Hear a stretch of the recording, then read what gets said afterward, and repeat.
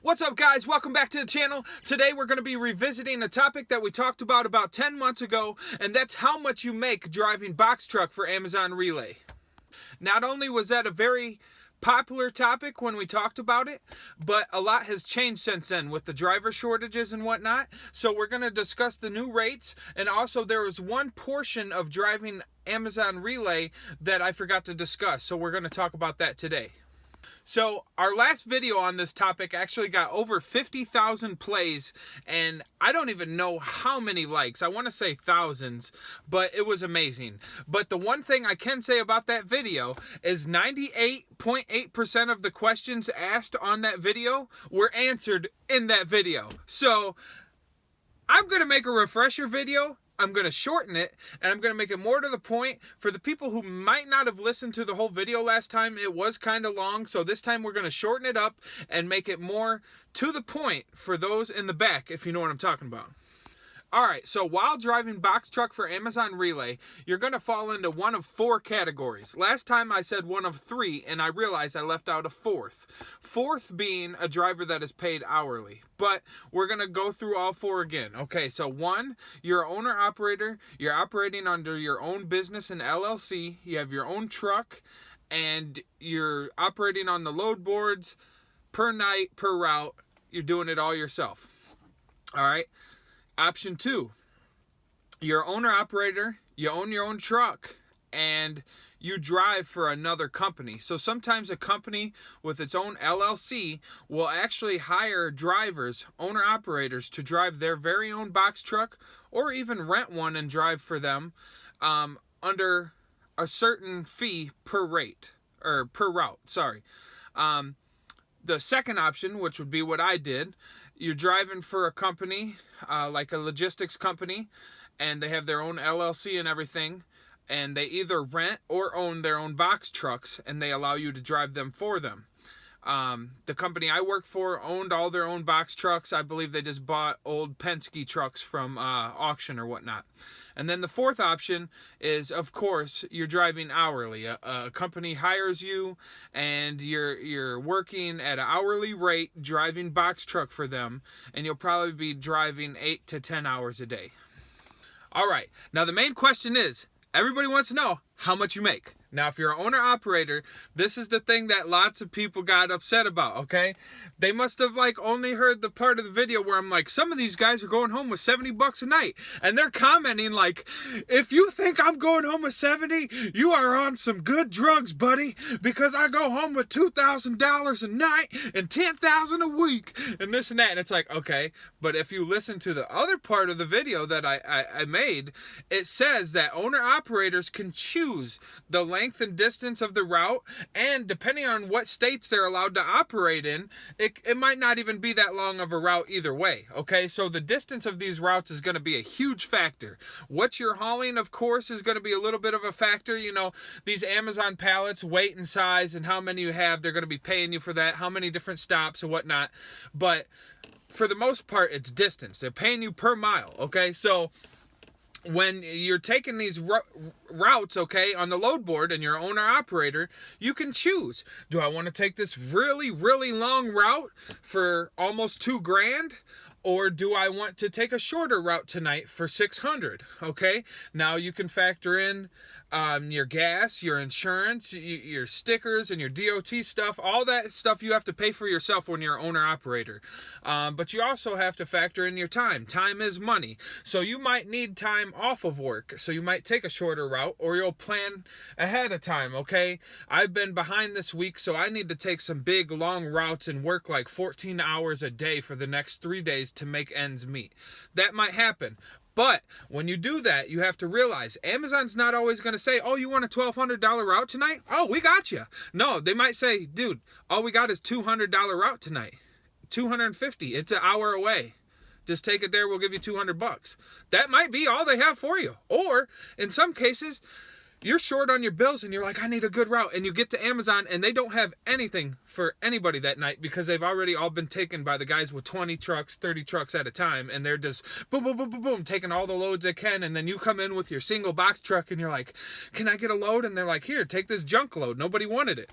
So you need to realize, they're glamourifying this and saying, yeah, owner operators make $10,000 a week, man. You're gonna, if everybody was making $40,000 a month, don't you think everybody and their mom would be doing it?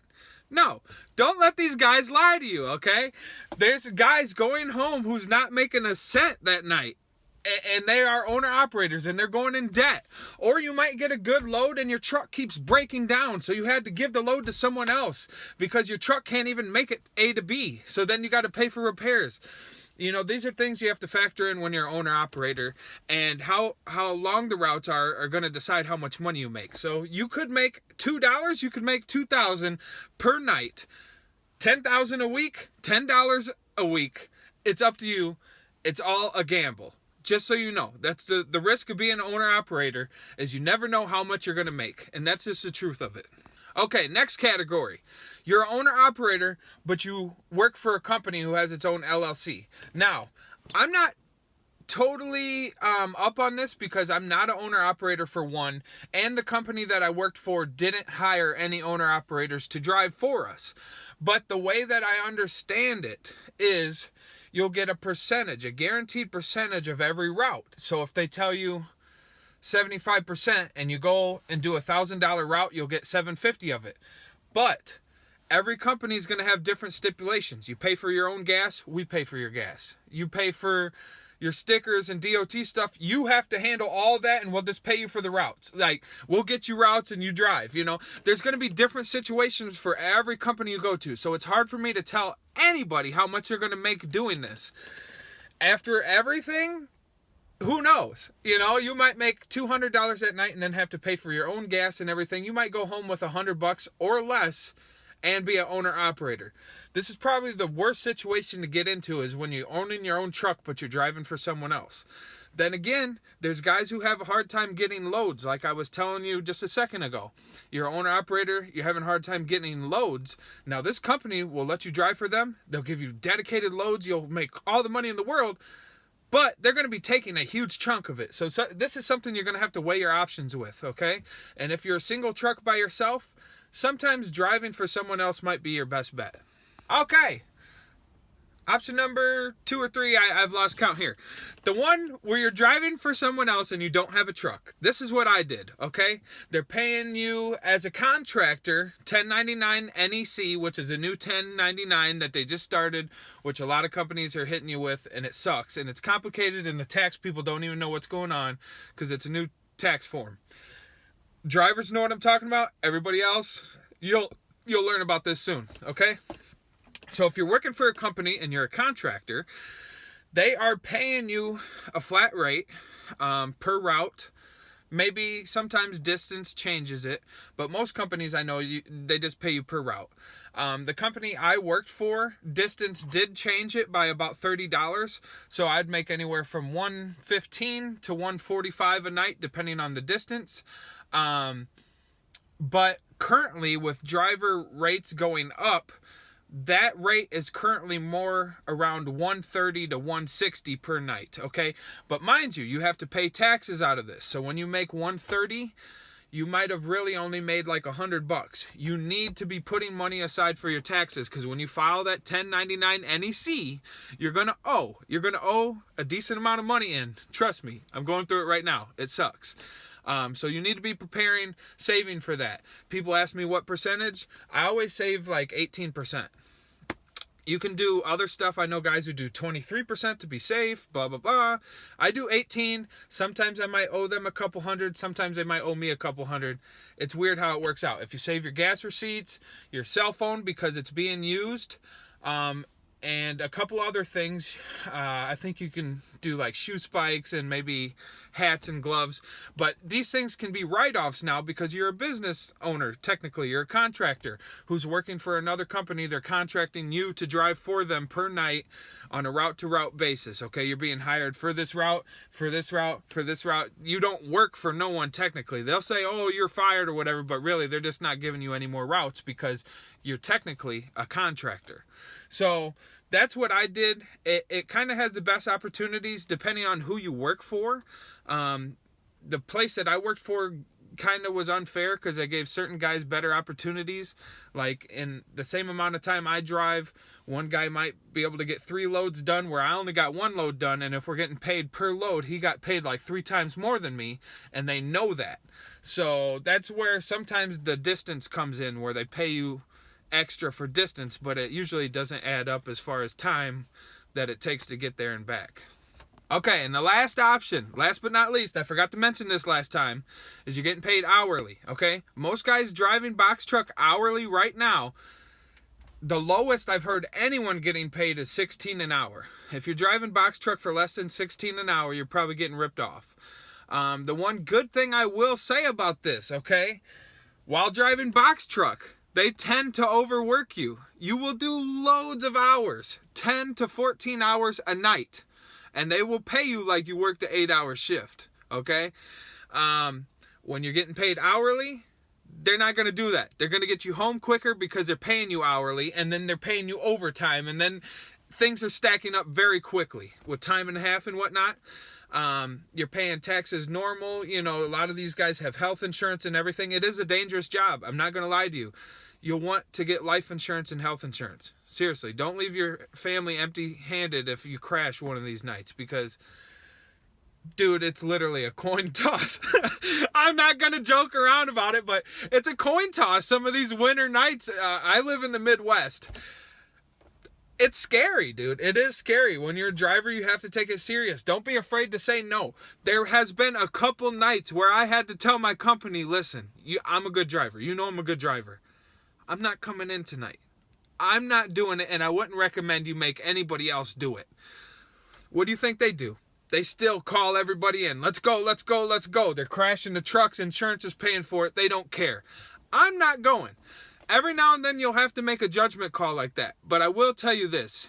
You can't do that every time, because if you're afraid to drive in the winter, no one's going to hire you, okay? You better move somewhere where it's warm. But odds are you're going to end up driving in the winter anyways. I just learned to kind of read the weather when it was very icy, and then it would get like a light dusting on top, a little bit of snow on all that ice. That was a very bad night for driving, because they would have a hard time getting that ice off with all the snow packed on it and everything, you know. And so sometimes even the snow would turn into ice, like if you get freezing rain. That's terrible, you know, and your windshield wipers are clogging up everything. But you just gotta choose. I mean, sometimes a guy might say, hey, I'll sacrifice a couple $100 a week to be at home safe with my family and working at McDonald's. You know, this might not be the job for you if those type of things intimidate you, but some guys get a rush out of it. Some of us love driving and love seeing the things we'd see, and it is good money. So whether you are owner-operator and you have your own truck and LLC, or you're owner-operator and you drive for someone else's LLC, or if you drive for a logistics company and use their trucks, or if you drive hourly, you need to factor in all of these things, okay?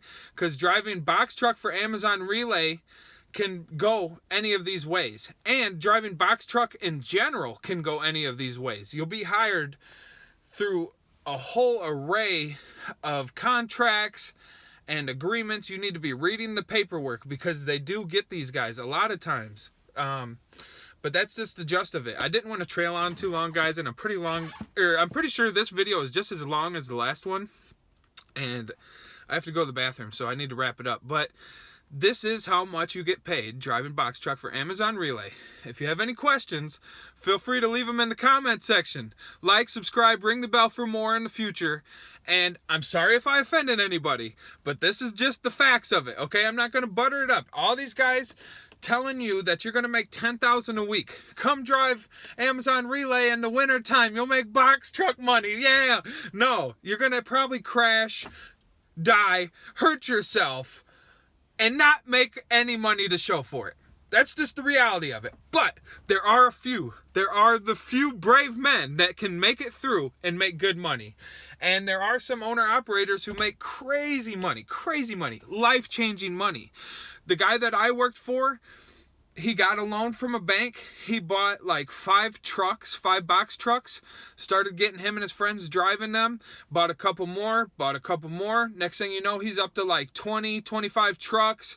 Amazon Relay is like just giving them like all the loads they can, and he's a millionaire now. And this guy started off with like a couple $100,000 bank loan for a business, so it can happen, and it is a place where you can make your dreams a reality. I won't lie to you there either. This is the place to be for making money. It's like the Wild West right now, but it's not for the frail, I'll tell you that. You know, the winter elements, the conditions you're working in, the people you're working around, it's not easy at all. It's not easy money at all. So if that's why you're coming here, you might as well leave now. But there can be some good money in the future for those who stick around. So thank you guys. I hope you liked the video. Like I said, don't forget to like and subscribe, smash that bell, and I'll see you next time.